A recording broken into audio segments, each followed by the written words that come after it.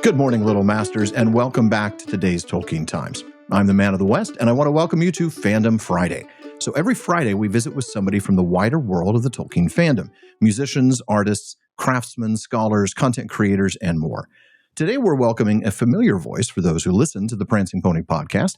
My guest today joined me there earlier this season for a 5-episode run as we joined the Grey Company and made our way through the paths of the dead. Fortunately for him, co-hosting the PPP with me did nothing to damage his reputation, and he is still known far and wide as the obscure Lord of the Rings facts guy with a massive following over on TikTok, where he is welcome to post some of this interview. Folks, please welcome Don Marshall to today's Tolkien Times. Thank you so much for having me, Alan. Your introductions to me, as always, never cease to make me laugh. I will have you know, though, I am still getting people who are catching up with the PPP as they continue to follow along, saying, I just discovered you on the podcast all of these months later. So much love to your community for being so welcoming of me in the absence of the always fantastic Sean. Of course. Well, I enjoyed having it. It was such a great time working with you. We had a great time, and I'm glad to have you back. So welcome back. Happy to be back. Yeah. Well, I may be wearing a shirt that looks familiar to you, if only because you sent it to me. Remind my listeners again about this campaign for a second extended edition of the Lord of the Rings films, and let us know how the project's coming along. Oh, goodness. Where to even begin? So I'll start with maybe the thing that most people are wondering. No, Warner Brothers has not been in contact with me. Unfortunately, it has been radio silence from the mega corporation that could potentially make me the hat. I would be lying if I said I was shocked. But I feel as though there is a momentum that we could gain eventually if the right person sees it. I don't know who that person is, but we started on March 25th, and it has actually gotten some eyes. Those of you that maybe follow me on TikTok may already know a few of these. We were featured on NPR. Which was a really amazing moment. I gave an interview, and they asked me to, give all of these specific details about things that I realized I knew quite a lot about I've devoted a ridiculous amount of time to this one specific project. But I do know something in that moment, and I went, maybe I could share this with the rest of the world. I do want to say thank you to everybody that purchased a shirt. It helped fund many, many ads. I'm happy to say we latest analytics, we are just over about 100,000 eyeballs on all of the ads combined. Which, and again, they were very directed. So we were going to buy a billboard. And that it became a little bit too expensive. LA prices, as you know, Alan, are not what they used to be. Putting a billboard on Interstate 10 out way past Palm Springs on your way to Arizona is not going to help you very much. Not as much. Well, my original plan, I don't know if I've told you this either, even privately. My original plan was to buy the billboard just outside of the building where Dominic Monaghan and Billy Boyd film The Friendship Onion. Unfortunately, about a month and a half before we launched the campaign, March 25th, they went on hiatus, and we're no longer going to be in that building. And so I was scrambling a little bit, and I was shopping around, and I just went, you know what?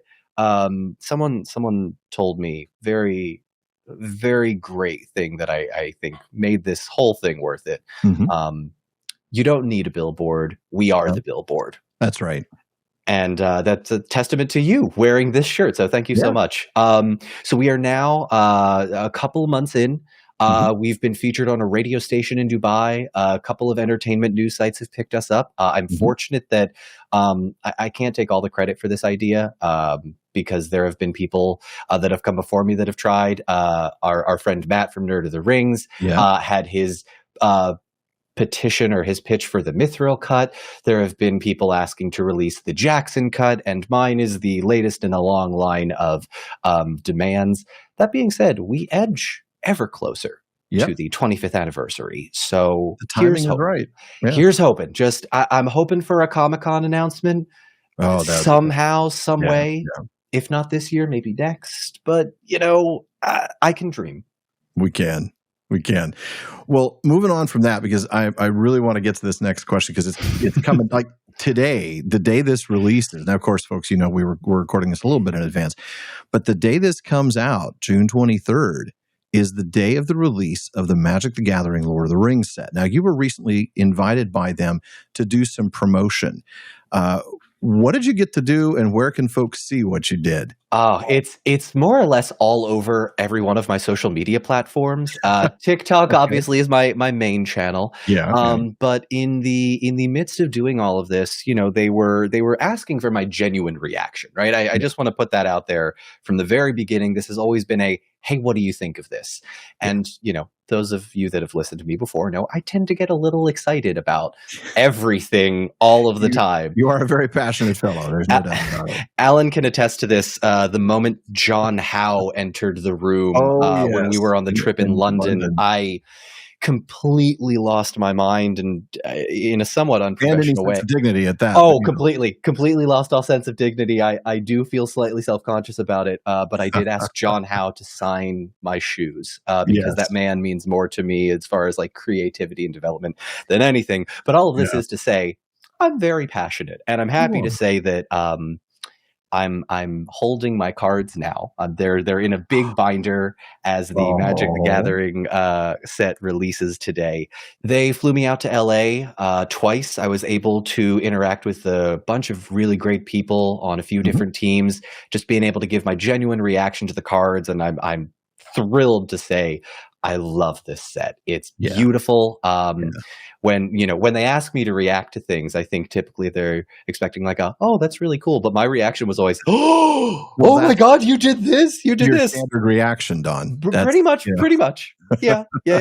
And as the cards released today, do you mind if I give you a little bit of a look-see? I don't think we would mind. Why don't you, since this does come out on the 23rd, show us some cards? All right. So the first one this is not the one I am most excited about, but it caught me the most off guard with something I wasn't expecting.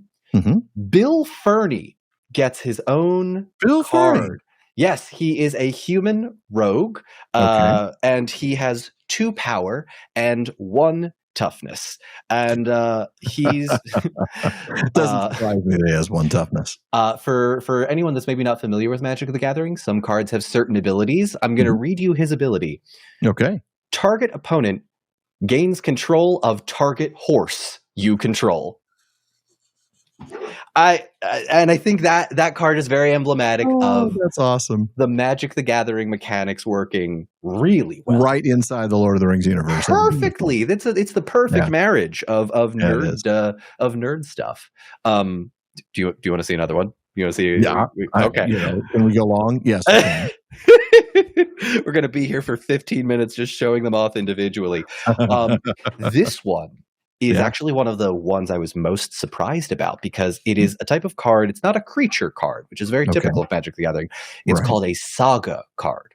So you play this card, and one thing happens on turn 1, another thing happens on turn 2, and another thing happens on turn 3. Wow, that's a new mechanic. Well, it's new to me. I'm sure it's been around for ages, but I stopped playing in probably 98 or 99. I played like in the mid to late 90s. So it's been a while. Yeah. Okay. I think it was 2nd and 3rd edition when I played. My God, do you still have your collection? Sadly, no. I sold most of it a few years ago, and it makes me very sad because no, it would be worth even more now. Yeah. Oh, I'm sure. Well, I'm thrilled to say. Notice. Don't you even joke about that. Don't you even joke. You'd be so rich. Anyway, the saga card I'm about to show you is The Tale of Tenuviel. Ooh, that's a gorgeous card, too. Yes, it is a holo. I'm very fortunate that it was a holo. So on turn 1, target creature you control gains indestructible. Turn 2, return target card from the graveyard to the battlefield. Very similar to the story of Baron and Luthien. And then on turn 3, up to 2 target creatures you control gain the ability Lifelink until the end of turn. Nice. So very emblematic of all of the Tolkien lore wrapped into these Magic the Gathering mechanics. Well done. Yeah, it is, and I'm thrilled to say that a lot of these cards are the same. They're really well done. The mechanics work really well with Tolkien, and I'm just so excited. I'm just so excited for more people to get to see this. That is great, man. That is some great stuff. I cannot wait. Well, that kind of answers the other question I had, which is what are you most excited about? But let me ask it anyway, because there may be one thing that you're particularly interested in or particularly really looking forward to. The one thing I will break this down into two parts. The one thing, the one item I'm looking forward to the most is I really hope I pull a Tom Bombadil card. Oh, yeah. Because I really want the Tom Bombadil card. He is one of my favorite types of cards, which is he is representative of all 5 colors. Yes. Meaning it's going to be really hard for me to get him onto the battlefield and play him. But when I do, it's going to be beautiful. He's a game changer from what I looked at. He is. Him and Goldberry work very well together. Power couple. Seriously. Right seriously. The thing I'm really excited for, though, is all of the new players that I think are going to come in as Lord of the Rings fans to this game that, I mean, I've been playing basically since 03. You've got some experience in the early days. And this, I was pleasantly surprised by how easy it is to pick up this set. I will just say, it gets a little bit complicated the more into the weeds you go. But I was competitively, it's going to get very complicated. Exactly. But I will say, our good friend Matt from Nerd of the Rings, he picked it up in a day and he was kicking my butt.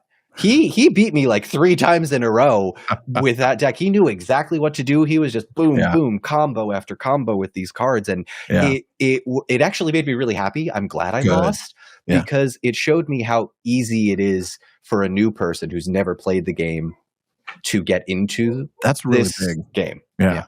You know, I like that because it parallels what I think we see in the Tolkien community, which is, you know, new adaptations that bring in new fans who may not have read the original work. This is the same thing. People who may never have played the original Magic, though it's been around now for so long, you can hardly call it that, who are going to experience the game for the very first time because their other fandom has joined up. It's great. Yeah, and it's so wonderful to see these. I mean, for me at least, this is a match made in heaven. Magic the Gathering, which I've been playing since I was a kid, and then Lord of the Rings, which I've loved since I was a kid. But never in my wildest dreams would I have thought that you'd be, you know, talking to me in an interview being like, so how about that collaboration? 15-year-old me is just high-fiving himself over and over again. This is awesome. It's the Reese's peanut butter cups of nerddom right there. Oh, you should pitch that to them. Do a Magic Lord of the Rings Reese's triple crossover. Peanut butter and peanut butter and my chocolate. I'm afraid that Reese's campaign is probably way too old to actually be effective. Before we go, where can people find your work and follow you? You've mentioned TikTok, you've mentioned YouTube, even Twitch. How do we find you there? So I am fortunate enough to have the same screen name across all of my platforms. I am Don Marshall. It really is. I am Don Marshall 72, the number 7, the number 2. You can find me there. My main platform is TikTok, where I do short form videos. We're going to be covering a lot of Magic the Gathering over the next few weeks and months.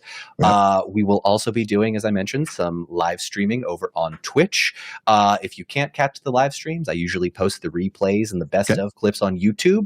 And then I'll post the best moments over on my Instagram and my TikTok. So if you, I don't like to post the same thing across every platform because then it just gets boring. So come for the variety and stay for the chaos. There's your call line right there. Hey, I didn't give myself the obscure Lord of the Rings facts guy nickname. That was just, they gave that to me. My viewers, when I hit 10K, were like, "You're that guy." I'm like, I guess you know all those obscure facts from the Lord of the Rings. Yeah. Nice.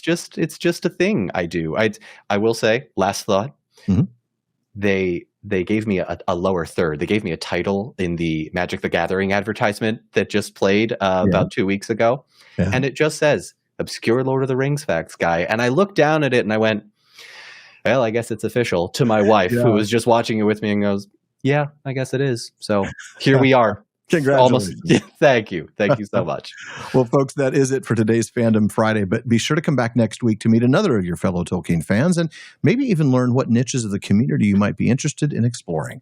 And if you're interested in joining me here on today's Tolkien Times for a future Fandom Friday, let me know by emailing barnaman@theprancingponypodcast.com. Now, if these few minutes leave you wanting more Tolkien content, I can't help you with the magic content. Be sure to check out the Prancing Pony podcast, where we've spent 7 years so far walking through the books and having a nice chat at the pub about our favorite author. Now, please join me again tomorrow on today's Tolkien Times as we wrap up our week with Silmarillion Saturday. Please like and subscribe on YouTube, and if you're listening on a podcast app, be sure to follow or subscribe to make sure every episode gets downloaded to your device. Follow at Tolkien Times on Instagram, Twitter, and TikTok. And in the words of Faramir, go with the goodwill of all good men.